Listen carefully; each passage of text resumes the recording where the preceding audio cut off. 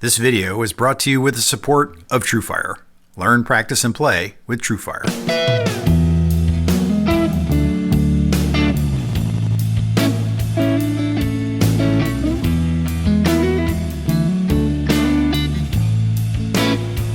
Hi, this is Keith Williams. Welcome to 5 Watt World, where we're interested in helping you get the most music from the least gear. Jimi Hendrix, David Gilmour, Eric Clapton, Stevie Ray Vaughan, Jeff Beck, Mark Knopfler, Eric Johnson, all guitar heroes, and all of them chose the Fender Stratocaster as their main instrument. How did the Fender Stratocaster go from being seen as sort of a factory-built gimmick in 1954 to being the very definition of an electric guitar? I'll take us through the development of the Strat and touch on some of the players that were the most influential in its history. So if you've always wanted to know more about the history of the first great double-cut, solid-body guitar, then stay tuned, because this is the 5 Watt World short history of the Fender Stratocaster. If you like this style of video, be sure to subscribe. Or to support 5 Watt World, grab a t-shirt, hoodie, Stomp preset pack, or a 5 Watt World Barber Bus dual voice overdrive pedal. And to become an even bigger part of 5 Watt World, sign up for the Friends of 5 Watt on Patreon. There's a friend level to suit any budget. All the links are in the description. So when did the Fender Stratocaster project start? Leo Fender's original partner, George Fullerton, remembers that around the end of 1951, or the early part of 1952, Leo started working on the pickups. By the latter part of 52, a lot of the work had been done on getting the new guitar project completed. One of the earliest Fender employees, Freddie Tavares, was charged with drawing up the design of the Stratocaster. The influences came from different places. The body design from the Fender Precision bass. The peg head was influenced by early Paul Bigsby custom guitars.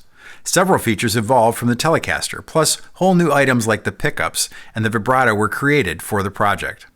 It's clear that Leo saw the Stratocaster as an evolution from the Telecaster. And like with the Telecaster, Leo Fender involved many guitarists in the design process. He said that about 25% of every day was spent visiting musicians trying to figure out what would be best to suit their needs.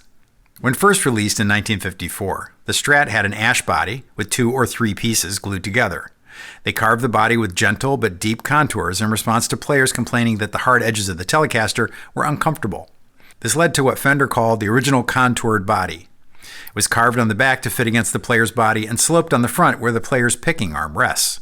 There was routing on the front and the back of the body to house the pickups, controls, and the vibrato assembly, and the routing was covered by the pick guard with another small plate covering the vibrato mechanism in the back. The one-piece maple neck was assembled and bolted in place the same way it had been on a Telecaster. On the early guitars, a serial number was stamped into that neck plate. The 21 frets were laid directly up into slots in the face of the maple fretboard. The fingerboard radius was approximately 7 inches at the start. A metal truss rod was set in a channel in the rear of the neck, and the channel was covered with a walnut strip, which would later be termed as players as the skunk stripe. The truss rod could be adjusted by a screw at the base of the neck near the body. To do this required the neck to be at least partially removed from the guitar. The bolt-on neck fit with Leo Fender's modular design philosophy. Black plastic dots were laid in the face of the neck, and tiny position markers were laid on the side of the neck. The nut was made of white bone, and the scale length was the same as the Telecaster at 25.5 inches. If the Telecaster headstock seemed to be influenced by the single-sided Bigsby solid-body guitar, the Strat headstock certainly brought to mind the old quote, "Imitation is the sincerest form of flattery." Don Randall, head of Fender's distribution and marketing company at the time, recalled of the new headstock design that it was more graceful, a little more lutish, a little more Paul Bigsby-ish. 6 inline closed-back Kluson tuners were fitted with a thin metal shaft and small oval buttons. A small circular string retainer on the headstock kept the E and B strings in place. Decals on the headstock were the black outline gold spaghetti like Fender, a black Stratocaster, and with synchronized tremolo, all in caps. In addition, in tiny lettering it read, "Original Contoured Body." The body was given a 2-tone sunburst finish common on Gibson guitars, but it was the first time Fender had used one. It was created by applying 2 coats of different colored nitrocellulose finish. First a yellow for the brighter center, then black all around the edges. A single layer white plastic pickguard was attached with 8 screws. The 3 pickups were identical. White plastic covers over a bobbin wound with 42 gauge enamel wire all around 6 Alnico cylindrical pole pieces that was then wax dipped. The pole pieces are revealed in the top of each pickup cover. and the bridge pickup was angled like that on a Telecaster.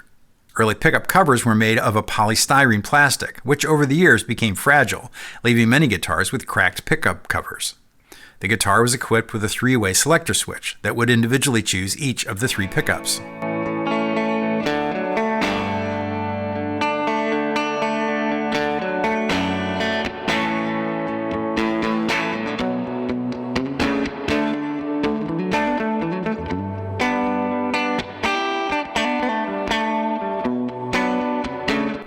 The output jack was mounted at an angle in the face of the guitar in a metal plate separate from the pickguard.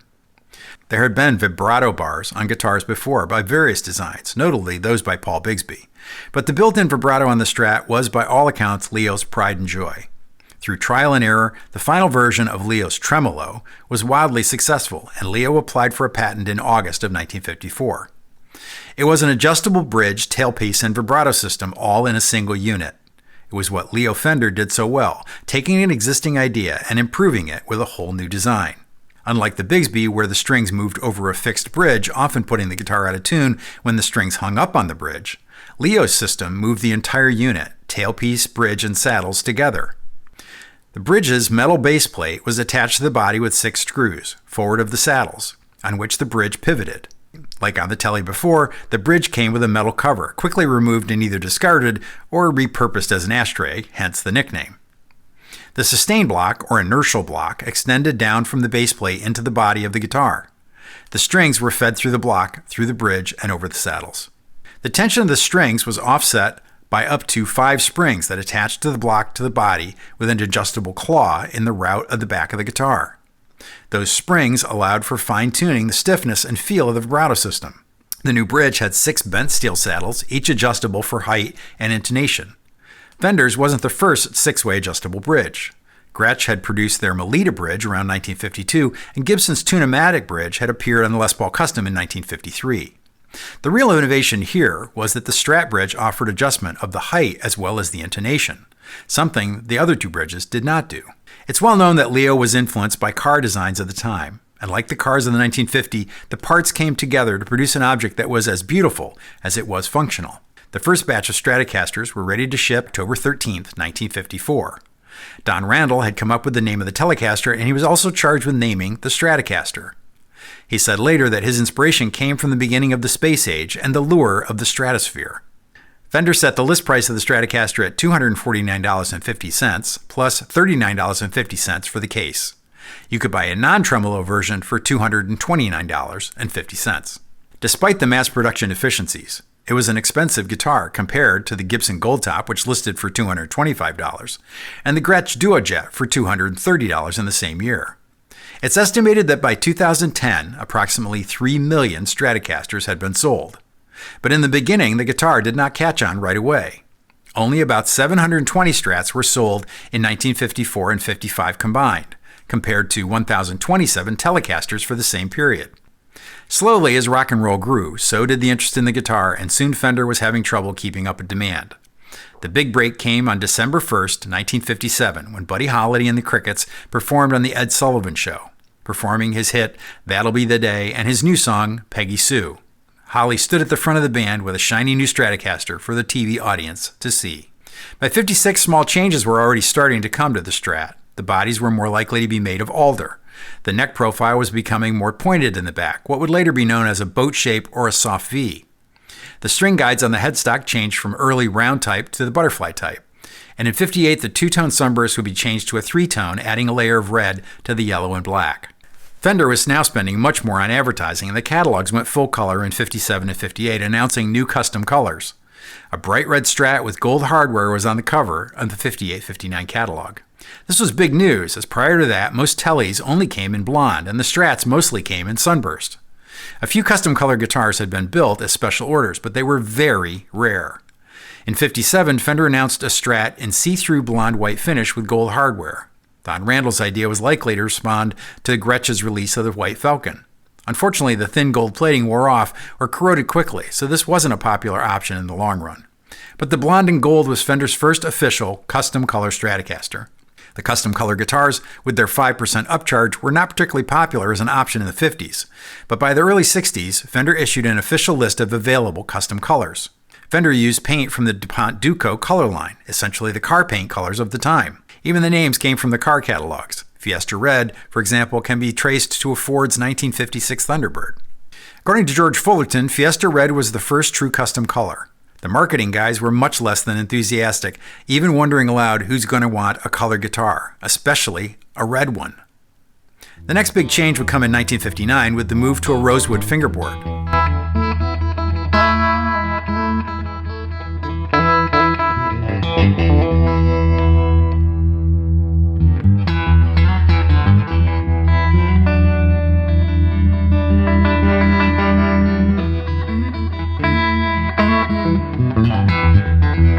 This was following on the heels of the 1958 Jazzmaster, with their new Premier model having appeared with a rosewood fingerboard. During 1959, all Fender guitars were switched to a rosewood fingerboard. The position dot markers were correspondingly switched from black plastic to a lighter color now we think of as clay dots. These earliest Brazilian rosewood boards had a flat base were attached to the neck and became known as the slab boards. Fender continued to experiment with the rosewood thickness to get the best sound and likely to save on the expensive rosewood. And by '62 had settled on a curved base board, a thin layer of rosewood that is referred to as a laminate board. And maple boards continued to be offered as well as an option. Also in '59, the one-layer pickguard was changed to a 3-ply white-black-white pickguard. Some believe that the white in the pickguard was somewhat discolored by the layer of black underneath, leaching into the white, creating what is now described as mint green guards. By the late 50s, many blues guitarists were discovering the Stratocaster. Buddy Guy bought a Strat upon relocating to Chicago in 1957 after his Les Paul Gold Top was stolen. Buddy's success with the glassy tone cutting through the mix made many other bluesmen take notice of the Strat. Instrumental electric guitar music was being popularized in the movies. In 1961, Dick Dale had a big hit with Let's Go Trippin', playing his left-handed Strat, awash in a sea of reverb. And the Ventures' Walk Don't Run was a big hit in 1960. Before moving to Mosrite guitars, the Ventures' Don Wilson used a Stratocaster and Bob Bogle played a Jazzmaster. I reached out to TrueFighter to be my sponsor because I've used them for years. I'm currently having fun going through Eric Johnson's Tone, Melody, and Truth. With over 2 million users worldwide, whether you're a beginner, intermediate, or advanced level player, TrueFire has lessons to enhance and inspire your playing. Get 35% off courses using the promo code 5watt35. Or like I do, sign up for the All Access Pass to use the entire TrueFire catalog. I really like TrueFire, and I think if you give them a shot, you'll like them too. Sign up using the link in the description to support 5Watt World and get some great lessons at the same time. I'd like to thank TrueFire for their support in making this video. By 1960, demand from abroad became a part of Fender's growing business, so Don Randall began working out the details. Britain was particularly important, as the British invasion was in full swing in the early 60s. Demand for Fender guitars had perhaps been preloaded in Britain because the government had put a ban in place from 1951 to 1959 on importing certain products from America, which included guitars. In love with American pop music, British singer Cliff Richard wrote to Fender directly asking for a copy of their catalog. He received the 58-59 catalog with a red Strat with gold hardware on the cover. The generous Richard ordered one for his guitarist Hank Marvin. So just as the band was lifted into fame, Marvin was playing that red Stratocaster, likely the first one ever in the UK, into his Vox AC30 in front of audiences all over Britain. Fender's success grew steadily in the early 60s, topping out at approximately $40 million worth of retail sales by the middle of the decade. Fender was feeling the boom demand for electric guitars, basses, and amps, and just at that peak of its success in 1965, Fender was sold to Columbia Broadcasting System for a reported $13 million. Despite the fact that CBS had no background in instrument manufacturing, it was buying up instrument companies right and left. The new CBS management were engineers interested in primarily high production volume. Criticism started to come back from dealers right away, complaining that the guitars didn't play like they used to. Early in the 60s, a new chunkier logo had started to show up on the other guitars in the line and was added to the Stratocaster in '64. Known among collectors as the transition logo because it leads from the original thin spaghetti logo to a bolder all-black version, often referred to as the CBS logo, that was introduced around '68. In 1965, Fender also began using neck plates with a stamped F on them, and the F would soon appear on the new tuners as well. The biggest difference to the Strat that came with CBS was the new wider headstock. Jazzmaster and Jaguar guitars began to be made with bound necks, and in '66, a few Strats were put out with bound necks as well. The July 1965 performance by Bob Dylan at the Newport Folk Festival turned into a media frenzy when he performed with electric instruments. Dylan showed up playing a Stratocaster, and his lead player on the date, Mike Bloomfield, played a blonde Telecaster. George Harrison and John Lennon of the Beatles each acquired a Stratocaster in the mid-'60s. Both finished in Sonic Blue. John played his Strat on Ticket to Ride, recorded that January. They used them on the instrumental section of Nowhere Man, including the harmonic at the end. Harrison eventually repainted his into a psychedelic masterpiece and used it on the Magical Mystery Tour movie during I Am the Walrus. But perhaps the biggest lift the Strat received was at the end of the '60s, was in the choice of instruments of one James Marshall Jimi Hendrix.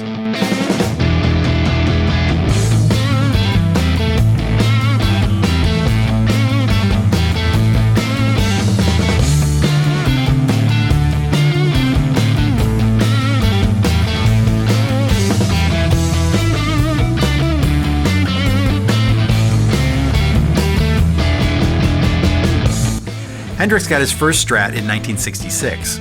He may well have chosen the Strat because his hero, Curtis Mayfield, was playing one at the time. Jimi played many rosewood board Strats, but in the last few years of his life, he played maple board ones, one black and one white. Jimi played standard right-handed models turned over and restrung to accommodate being left-handed. He said, "The Stratocaster is the best all-around guitar for the stuff we're doing. You can get the very bright trebles and the deep bass sound." Hendrix died tragically in 1970. Clapton recalled seeing Buddy Holly perform on television when he was just 12 years old. He purchased his first Strat in 1967 at Sound City in London, a used 1956 Stratocaster he later nicknamed Brownie. That looked very much like the guitar Buddy Holly had played on the TV broadcast. Clapton used the Strat sporadically at the end of Cream, but really moved over to it late in 1969 when he toured with Delaney and Bonnie. In 1970, Clapton recorded his first solo albums, Eric Clapton, the London Howlin' Wolf Sessions, and Layla and Other Love Songs, all playing his beloved Brownie. Late in 1970, while Clapton was in Nashville with Derek and the Dominoes, he bought 6 Strats for about $100 each at the Showbud music store. Of the 6 guitars purchased, he gave 1 each to George Harrison, Pete Townsend, and Steve Winwood. He then took the best parts from each of the remaining 3 and put together a new guitar with a black body that he simply named Blackie. The refinished black 56 body had 2 50s pickups and a third pickup from around 1970. Blackie was Clapton's main guitar until 1985. Over at CBS-owned Fender, quality continued to slip as the 70s wore on, and many dealers and collectors believe the 70s are the low point for Fender production quality. First, the truss rod adjustment point was moved from the base of the neck to the headstock with the new bullet-shaped adjuster. Second, a tilt adjustment was added to make it easier to adjust the neck pitch. These 2 changes were small enough in themselves, but unfortunately they coincided with the drop in quality and became emblematic of the problems with the instruments at the time. Dale Hyatt, head of Fender sales at the time, said, quote, "They blamed the new 3-bolt neck, but it wasn't that. You could have put 6 bolts in it and it still would have moved. The neck pockets were being cut oversized, but players were blaming the new 3-bolt neck." The company also moved to a new thick skin finish of dozen coats of polyester. The finish's plastic appearance makes it clear that a guitar came from the 70s.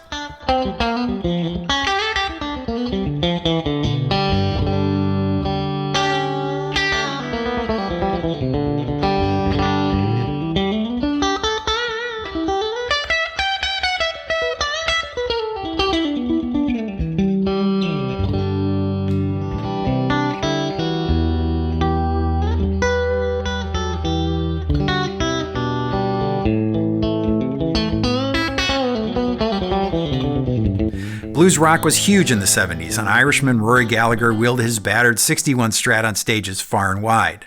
The guitar had been bought by Gallagher, used in a shop in Cork for £100 in 1963. Over the years, the sunburst finish was worn to bare wood over most of the guitar. The pickups were all replaced, and it was refretted many times, proof of his love for that specific Stratocaster. Jeff Beck had been playing Les Pauls near the end of his time in the Yardbirds, but around the time of Beckola, he wanted something more original sounding. Beck had had a number of Strats over the years, but the one we likely know best is from the cover of his album Wired, which was released in 1976. On that album, he played a 1960s white Stratocaster that was given to him by guitarist John McLaughlin. He used that white Strat on the road for many, many years, only retiring it from road use when his first signature Strat prototype was built for him by the Fender Custom Shop in 1991. The original Jeff Beck signature Strats were primarily based on that white, wired guitar. Also in the 70s, Ritchie Blackmore played a Strat in deep purple. Curtis Mayfield continued to weave clean Strat tones on soul records. Like with Les Pauls in the 60s, players looking for a Fender in the 70s were looking to get a 50s or 60s guitar for that magic. The idea that the older guitars were better was fueling the search for vintage instruments. Norm's Rare Guitars opened in California in the mid-1970s to help meet this demand. The owner, Norm Harris, said succinctly at the time, "You simply can't compare what I have to offer with what the big companies are mass-producing today." Based on the cold reception that the new humbucking-equipped Tellys had received, Fender started to pare back on their offerings. The custom colors were eliminated in the late 60s and early 70s. Freddie Tavares was still consulting with Fender and said that though there were things that they wanted to change on the Stratocaster, the attitude at CBS was to not fool with success. As the 70s came to a close, Fender was producing 40,000 instruments a year. The production had grown so much that Fender had even dispensed with putting a date on the base of the neck. These dates, originally written in pencil by the builder and later rubber stamped on the neck, were part of the history of the instruments, emphasizing the human hands involved in the building. But from 73 to the early 80s, Fender stopped doing it altogether. It seems that they were either too busy or they just didn't seem to care anymore. Around 1975, Fender moved to closed-cover tuners bought from the German company Schaller. But by far the most important change to come out of the 70s was the move to a 5-way pickup selector switch. Remember, early 3-way equipped Strats did not have reverse-wound middle pickups. In fact, Strats made in the very desirable pre-CBS period had pickups pulled from a bin without regard to matching their output levels or to the positions where they were being installed. Clapton had mentioned in a 1970 interview, "I just set the switch between the first and middle pickups. I get a much more rhythm and blues or rock kind of sound that way." The somewhat hollow sound was caused by phase cancellation between the two pickups, creating the characteristic honky sound that players loved. Some aftermarket 5-way switches were being produced and installed, but it took Fender until 1977 to embrace this feature and put it in production guitars. One guitarist who made the most of that tone was Mark Knopfler, who exploded on the scene with the Dire Straits in 1978. Their debut album was covered with the sound of an in-between Strat running through an early 60s brown-faced Vibrolux amp. Knopfler had bought his natural finish 61 Strat in 1977, but had had it refinished in red in honor of his boyhood hero, Hank Marvin. In the early 80s, Bill Schultz was hired away from Yamaha to become Fender's president. He set about improving the Strat, returning the truss rod adjustment point to the base of the neck and using more vintage-style headstocks. He also moved to producing a line of guitars in Japan because American companies were being hammered by the Japanese companies in the marketplace. Schultz cut a deal to create the Japanese Fender Company with Fujigen building their instruments. While plans were moving forward to build what were effectively copies of classic Fender guitars in Japan, CBS was moving to do the same thing in the States. Around 1980, Freddie Tavares began consulting on a project to build a vintage Telecaster, a recreation of an original 1952 Tele. They began the vintage reissue program in earnest by buying up original guitars to use as examples. Along with the 52 Tele, the Strats were modeled on a 57 and a Rosewood Board 62. See my video history on the Fender Custom Shop for all the details of how all this started. These early reissue guitars are famous for their extremely thin lacquer finishes, which wore very quickly. Collectors call them Fullerton reissues because of where they were manufactured, and they command a high premium price over later reissues.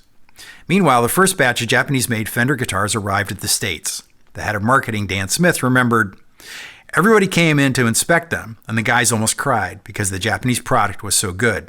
It was what we were having a hell of a time trying to do." Starting in Europe, Japanese Fenders were marketed under the name of Squire. But by the end of 1983, under pressure to bring lowered-priced Strats to the U.S. market, the decision was made to bring the Squire guitars to America as well. At the same time, the U.S.-made Strats had some ill-conceived changes. The second tone control was removed, and the distinctive jack plate was removed as well. These changes only lasted until 1985, but they pushed more buyers towards the more reasonably priced and historically correct Japanese Squire guitars. Notable in their headstock shape and contours, the Squire guitars were considerably more accurate to vintage spec than anything Fender was making, separate from the Fullerton reissue. From this period forward into the early 90s, it can be argued that Fender moved away from the roots of the original Stratocaster, trying and failing to better the original design. Still, the 1980s had no lack of famous Stratocaster players making records, though many were playing vintage instruments. David Gilmour, a dedicated Stratocaster player from his early days in Pink Floyd, was seen on tour in support of the Wall album, playing the solo to Comfortably Numb, one of the greatest rock guitar solos of all time. 1983 saw Stevie Ray Vaughan playing his Stratocaster on both Bowie's Let's Dance and on the release of his own album Texas Flood. His Hendrix licks, filtered through a rough Texas energy, changed our sense of blues rock forever. Vaughn often referred to his Sunburst No. 1 as a 59. It did have 59 pickups, but it had a 62 neck and a 63 body, which is likely how it left the factory, as necks and bodies often sat on racks after being made while waiting to be built into complete instruments. In the metal world, 1984 saw the release of Malmsteen's Rising Force, with the iconic image of his 1971 Stratocaster on the cover. And in 1984, a young and relatively unknown Eric Johnson would play a 50 Strat through a wall of amps on the Austin City Limits television show, showing us that the variety of tones you can get from a Stratocaster would clearly carry us through the decades to come.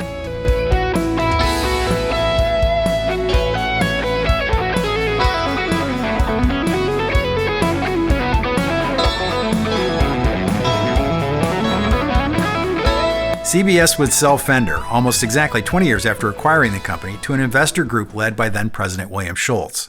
And with that, I'll end our tale of development of the Fender Stratocaster. The company has gone on to create its own custom shop to much acclaim. Like Gibson and other companies, once they start down the road of trying to recreate their golden years, the story of the development of the guitar model is over in my mind. Periodic improvements to the Strat since have generally taken us incrementally back towards the vintage guitars that are so prized today. For my part, I've never considered myself a Strat guy, but many of my favorite players are.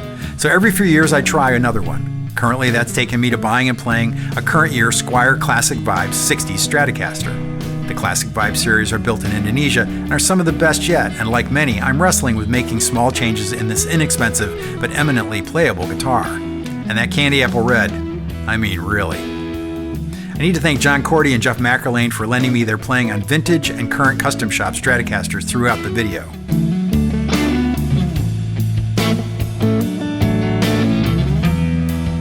I need to thank my friends at Carter Vintage Guitars for their permission to use clips of some amazing vintage pieces I could only have found at Carter Vintage. This video was made possible in no small part by two excellent books, the Stratocaster Guitar Book by Tony Bacon and the Stratocaster Chronicle by Tom Wheeler. I want to thank everyone that stopped by the online store and grabbed some merch or a 5-watt World Barber Electronics Bus dual overdrive pedal. You keep the channel going. And in particular, I need to thank the Friends of 5-Watt on Patreon. It's the guitar community I've always wanted.